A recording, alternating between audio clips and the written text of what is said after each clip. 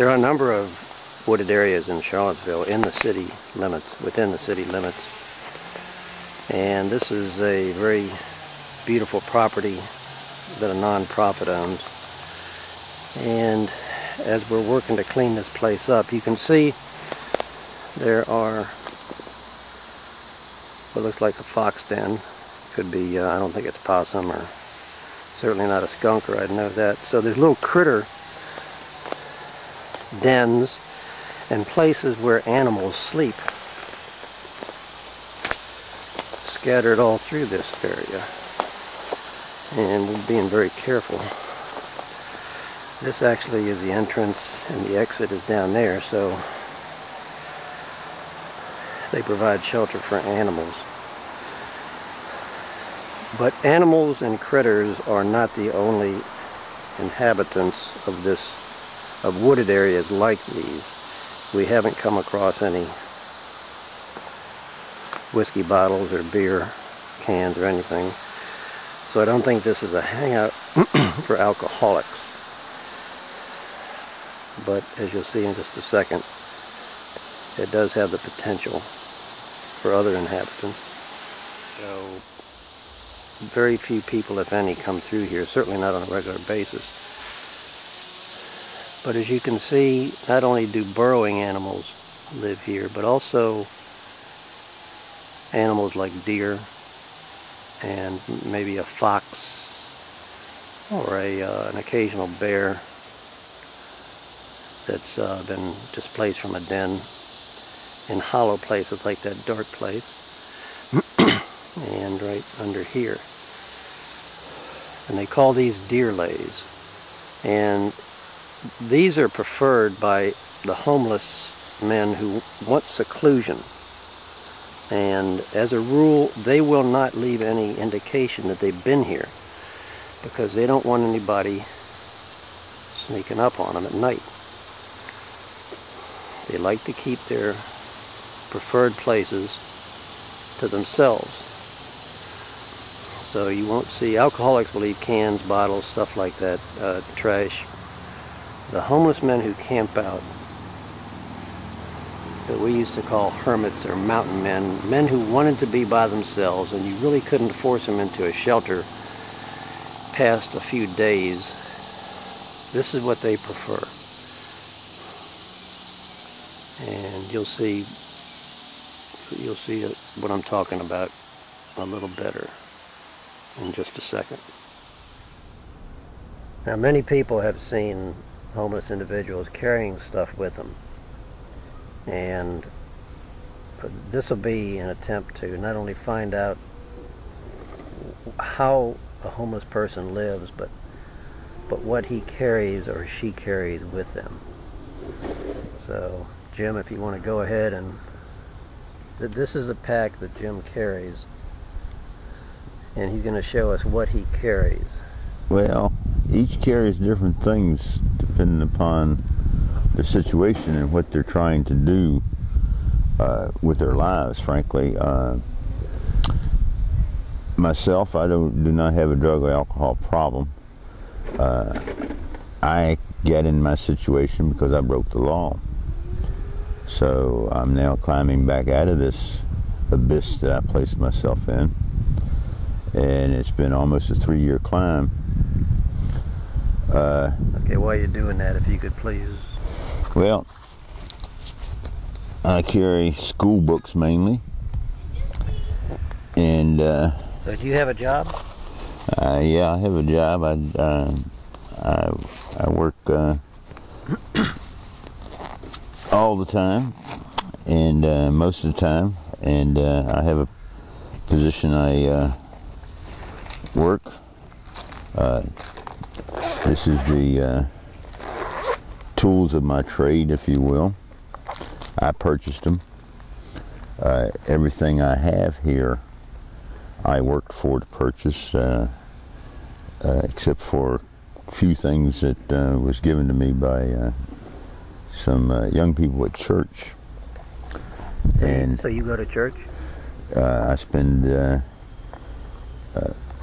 all day Sundays in church, and was attending church on another day until I was led to go to school. And what field is your job in? I work on computers. Yeah, have you got formal schooling? Initially, I saw work experience. I carry a battery backup for my computer and school books in here that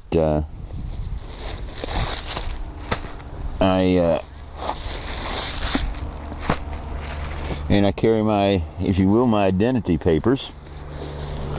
Let me back up just a second. So, do you have a degree? I have a diploma. I don't have what you refer to as a formal degree. I have a diploma. And that served me well for many, many years until I broke the law. In my heyday, I was making almost $100,000 a year. And what is your background in? Mechanical engineering. Okay. And construction. I worked for an engineering firm almost 20 years. And, well, like I said, I broke the law, so. Okay, well, if you want to keep on, if you don't mind, what we got in here. So I met you through Hope Community Center. And what's different about Hope, or what is the value of Hope Community Center? Well, for each of us it's different. For me, it's for showers. Okay, and so you got more than books in there then, I guess.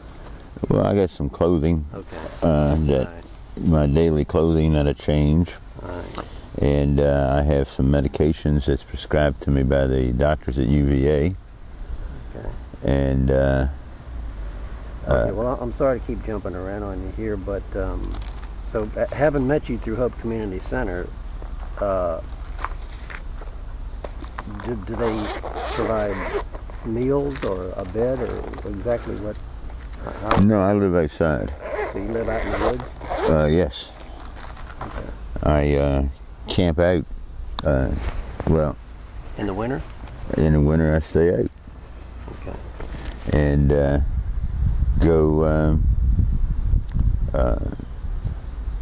when it gets extremely bad, I get shelter by going to one of the all-night places, or somewhere that's open to the general public, and stay in there and get warm. As you see, I prepared myself, having come from a rural community and lived poor.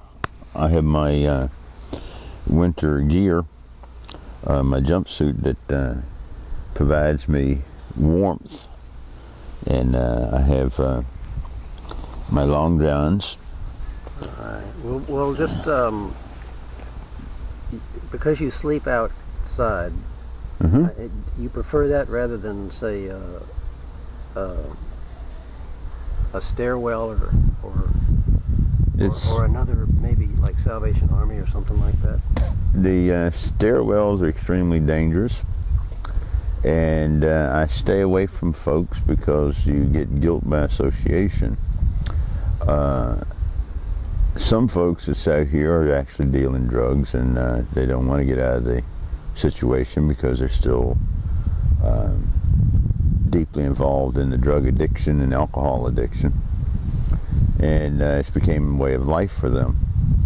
Some of them have been out here almost 20 years living like that. Well, I have noticed that some people carry the stuff with them and some people don't, and I imagine the people that do not carry it with them are just they're just lost. You know what I mean? Some of them have lost their stuff. Some of them actually live in the city housing, and they get disabilities due to their drug addiction or alcohol addiction. I do not have either one of those, so nothing like folks like me that don't have an addiction do not have an available housing system to get them out.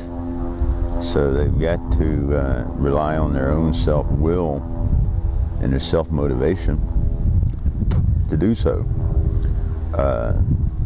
And just to remind people, the reason why I'm off to your side here is I don't want to identify you.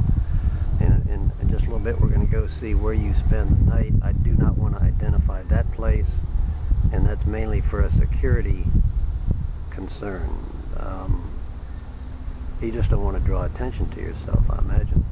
Well, you don't want to draw unwanted attention because people get concerned, but nor do you want to draw the wrong people, because you can get robbed and you can get killed out here very quickly and very easily. Yeah, there's a fellow who just got severely beaten. Yeah, and the question is, was he beaten by other homeless people, or was he beaten by what we would refer to as good people? Okay. There's the real question: who did it? Until that's answered, because I've been attacked by verbally, fortunately, as opposed to physically, university students.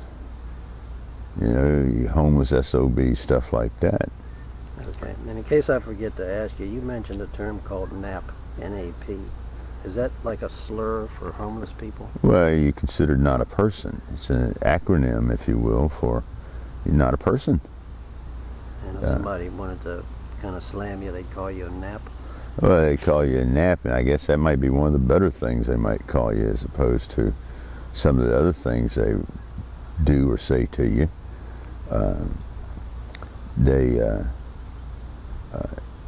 do their best to, they feel better about themselves. I don't know what mechanism causes that, but they try to belittle others, trying to make themselves feel better.